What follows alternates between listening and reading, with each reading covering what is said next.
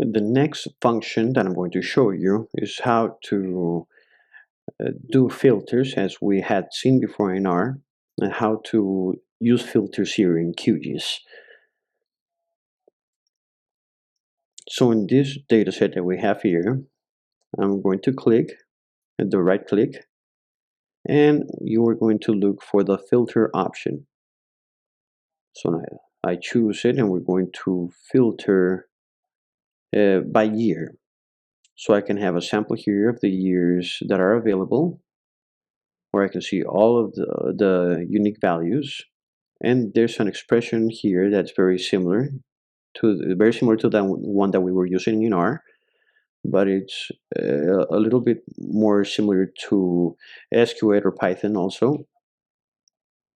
So we're going to filter so that the year would be just the last one. So it would be 2018 in this case, and you can test it to see how many rows they're going to be. There's 810 results for this year.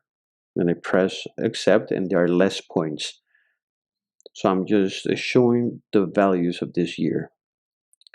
So that's what what filter can be used for, and a layer can be filtered based on one of the columns with the same type of filters. If it's more, if it's less, if it's the same, all of those are accepted in order to just keep a part of the data that we're interested in.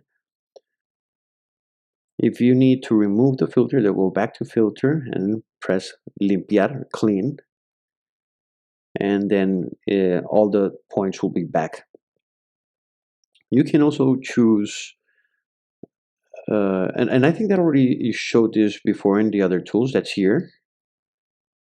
It's called select object with a polygon. So I'm going to click in different points. And once I've got my polygon where I want to do my selection, then right click, and it's going to choose the points in that polygon. If I want to remove part of the selection that's already selected, once again, I can use another polygon,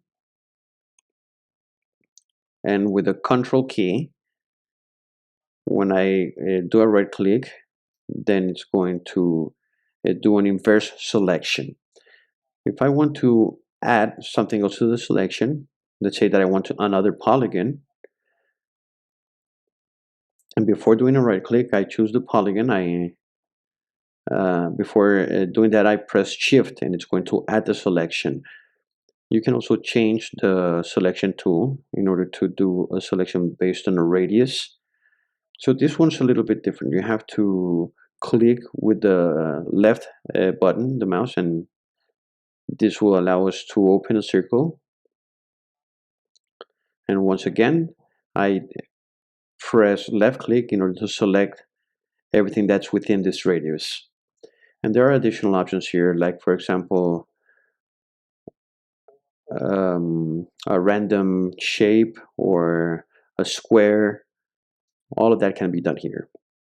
This other tool is going to invert the selection, so everything that was not selected is going to be selected. And there are other options here. You can, for example, choose based on expression. The same expression that we had before to filter can also be used here to select. So I'm going to choose in values and fields, the different fields, the columns that I have, and I'm going to choose year. Year would be equal to 2018, and I'm going to do the selection. So everything that's in yellow would be the data that belong to 2018. It's possible also to combine expressions. So if I come here and I look for a new expression, I'm going to select just the ones for 2018, and they have a final yield higher than 5. So if I click here, it's going to ignore what was selected previously. It's going to create a new selection. But there are options to select the current option. So this would be a combination of filters in selections. So now I would have all the values for 2018, and that also have a yield higher than 5. So many of what we saw in R can also be applied here. That's the main message that I would like to convey.